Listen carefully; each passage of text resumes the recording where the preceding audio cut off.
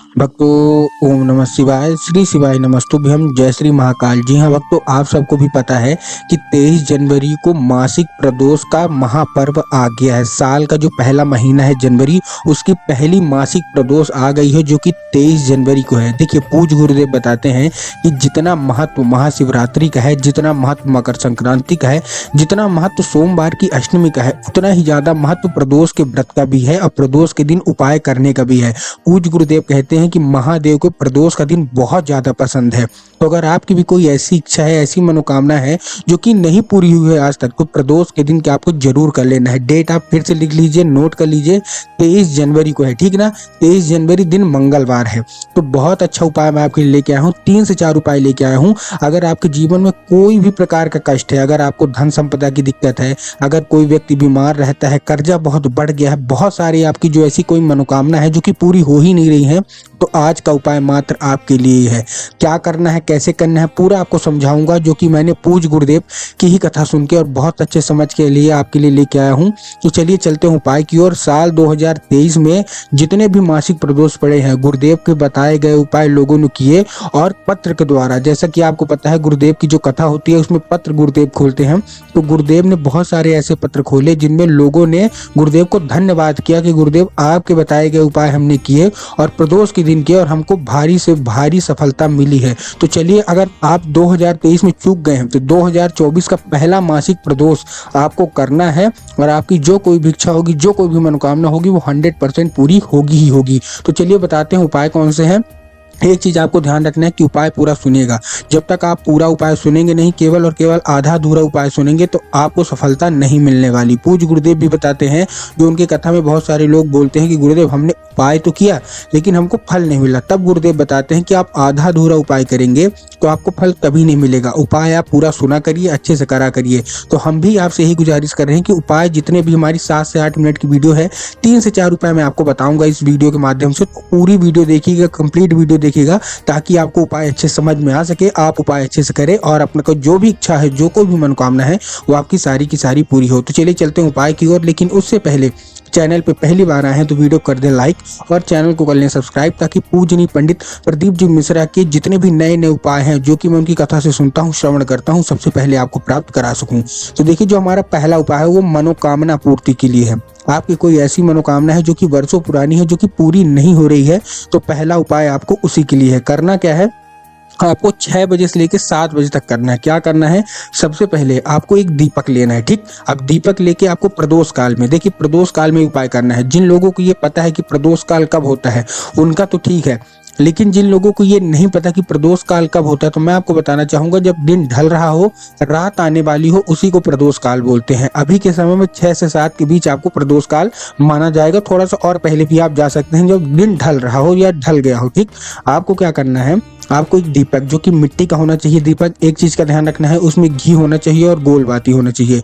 बहुत सारे लोग गलती क्या करते हैं ना, कि वो जो आधा अधूरा उपाय सुनते हैं तो आटे का दीपक लेके चले जाते हैं, उसमें तेल डाल देते हैं, लंबी बाती लगा देते हैं, इसीलिए उनको फल नहीं मिलता। आपको ये उपाय बेलपत्र के पेड़ के नीचे करना है, ठीक। अब पूज्य गुरुदेव हमेशा बताते हैं कि बेलपत्र के पेड़ में स्वयं माता पार्वती का वास होता है, ठीक। तो अगर आपने माता पार्वती को खुश कर लिया तो 100% है कि आपकी जो कोई भी मनोकामना है, जो कोई भी इच्छा है, वो तो पूरी होगी ही होगी, क्योंकि महादेव वही है जहां माता पार्वती हैं। आपको एक दीपक लेना है जो कि मिट्टी का होना चाहिए, गोल बाती होना चाहिए और गोल बाती के साथ साथ उसमें घी होना चाहिए, और आपको ये लेके पहुंच जाना है बेल पत्र के पेड़ के नीचे। अब बेल पत्र के पेड़ के नीचे जैसे ही आप पहुंच गए, तो देखिए पहला उपाय ये है कि इसमें 2 दीपक का उपाय है। पहला आपको बेल पत्र के पेड़ के नीचे लेके जाना है, दूसरा अपने घर में। तो पहले मैं बेल पत्र के पेड़ के नीचे का बताता हूँ, उसके बाद मैं घर में भी आता हूँ कि आपको घर में कैसा करना है। तो आपने लेके पहुंच गए बेल पत्र के पेड़ के नीचे। सबसे पहले वहां आपको 3 बार बेल पत्र के पेड़ की परिक्रमा करनी है। कितनी बार, 3 बार। 3 बार जैसे आपने बेलपत्र के पेड़ की परिक्रमा की, बेलपत्र के पेड़ की परिक्रमा करने के बाद आपको क्या करना है, सबसे पहले आपको मनोकामना मांगते रहना है। जैसे आप बेलपत्र के पेड़ में घूम रहे हैं ना, आपके अंदर जो कोई भी इच्छा होगी, जो कोई भी मनोकामना होगी, वो मांगते रहना है। मांगने के बाद आपको क्या करना है, जो आपने दीपक लिया है वो माता पार्वती को स्मरण करके बेलपत्र के पेड़ की जो जड़ है वहां आपको अर्पित कर देना है, ठीक। और अपनी मनोकामना मांगना है। उसके बाद आपको घर आ जाना है और जो एक दीपक, जो दूसरा दीपक है, सेम टू सेम आपको मिट्टी का लेना है, घी का लेना है और गोलबाती आपकी जो चौखट होगी, जो गेट होगा, उसके बाहर आपको रख देना है। पूज्य गुरुदेव कहते हैं कि ऐसे करने से दरिद्रता आपके घर में प्रवेश नहीं कर पाती है और माता लक्ष्मी का आगमन आपके घर में हो जाता है, ठीक। तो ये था हमारा पहला उपाय। अब जब हम दूसरा उपाय आते हैं तो वो मनोकामना पूर्ति के लिए उपाय है। जो हमारा तीसरा उपाय होगा वो धन प्राप्ति का है। जो दूसरा उपाय है उसमें आपको लेना है 1 लोटा जल, जो कि तांबे के लोटे में जल होना चाहिए। और एक चीज का और ध्यान रखना है कि ये जो लोटा आप जल लेके जाएंगे, ये करना तो आपको शिव मंदिर में उपाय है, लेकिन एक चीज का आपको ध्यान रखना है, बहुत सारे लोग मंदिर परिसर से जल ले लेते हैं। आपको मंदिर से जल नहीं लेना, आपको अपने घर से जल लेके जाना है, ठीक। आपने 1 लोटा जल लिया, उसमें 1 बेलपत्र, 1 धतूरा, 11 मूंग के दाने और 1 ढेली गुड़। क्या क्या लेना है? 1 बेलपत्र लेना है, 1 धतूरा लेना है, 11 मूंग के हरे दाने लेने हैं और 1 गुड़ लेना है। अब देखिए, जो बेलपत्र है वो कहीं से भी कटा फटा नहीं होना चाहिए, जो धतूरा है वो भी कहीं से खंडित नहीं होना चाहिए, जो 11 हरे मूंग के दाने हैं वो हरे होने चाहिए और गुड़ है वो पूरा आखा साबुत लेना है।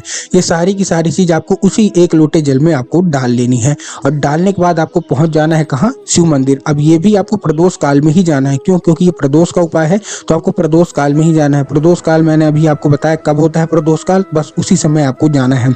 जाने के बाद आपको क्या करना है? सबसे पहले दक्षिण दिशा में खड़े होना है और उत्तर की ओर अपना मुख कर लेना है। दक्षिण की दिशा का मतलब क्या है और उत्तर की दिशा के मुख का मतलब क्या है? बहुत सारे लोगों के मन में कंफ्यूजन आता है कि हर मंदिर में तो उत्तर दिशा अलग अलग होगी। देखिए, जिधर आप मंदिर पहुंच गए, जिधर जलाधारी होगी, ठीक ना, जिधर जलाधारी से जल नीचे गिरेगा उसी के लिए आपको मुख करके खड़े हो जाना है, सेम टू सेम। अब आपको क्या करना है? महादेव का एक बहुत ही सुंदर सा नाम है कुंदकेश्वर महादेव। तो आपको क्या करना है? कुंदकेश्वर महादेव का नाम लेके वो जो जल है वो शिव जी पे अर्पित कर देना है। पूज्य गुरुदेव कहते हैं कि प्रदोष के दिन जो कोई भी महिला है पूरी, सबसे अच्छी इस उपाय की बात यह है कि इसको कोई भी कर सकता है, महिला भी कर सकती है, पुरुष भी कर सकता है। जो कोई भी ये उपाय करता है, सारी की सारी मनोकामना बाबा भोलेनाथ अवश्य रूप से पूरी कर ही कर देते हैं। तो प्रदोष के दिन का ये दूसरा उपाय आपको अवश्य रूप से कर लेना है। जो हमारा तीसरा उपाय है वो काहे का है? वो धन प्राप्ति का है। इस उपाय में आपको चाहिए क्या क्या? इस उपाय में आपको चाहिए 1 धतूरा और बेलपत्र के 7 कांटे। कितने कांटे चाहिए? 7 कांटे। किसके? बेलपत्र के। बेलपत्र आप जानते हैं ना, तो इस बार आपको बेलपत्र नहीं लेना, बेलपत्र के 7 कांटे लेने हैं, ठीक। उसके बाद आपको क्या करना है? 1 धतूरा और ये लेके पहुंच जाना है शिव मंदिर प्रदोष काल में। प्रदोष काल में पहुंचने के बाद आपको क्या करना है? फिर से दक्षिण दिशा में खड़े होना, उत्तर की ओर खड़े होके ये उपाय में आपको दूसरा नाम लेना है। महादेव के बहुत अलग अलग नाम है। इस उपाय में आपको महादेव का एक बहुत ही सुंदर सा नाम है चंद्रमौली महादेव। कौन से महादेव? चंद्रमौली महादेव।